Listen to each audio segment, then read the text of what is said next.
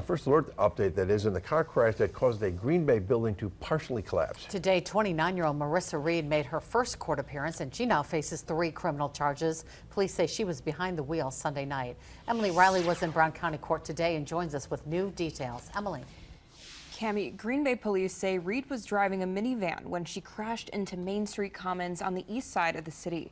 The criminal complaint includes witness reports describing Reed's driving right before the crash as, quote, swerving and almost hitting other cars, unquote.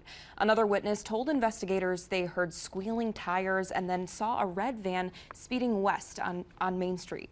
In court documents, Reed claims she was cut off by another vehicle and her car spun out.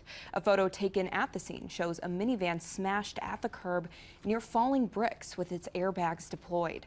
The complaint says a 27-year-old male passenger in the car with Reed is now recovering from injuries. Reed is charged with reckless driving, causing great bodily harm, bail jumping, and knowingly operating a vehicle with a suspended license. Today, a cash bond was set at $2,500, and she's no longer allowed to drive as the case proceeds.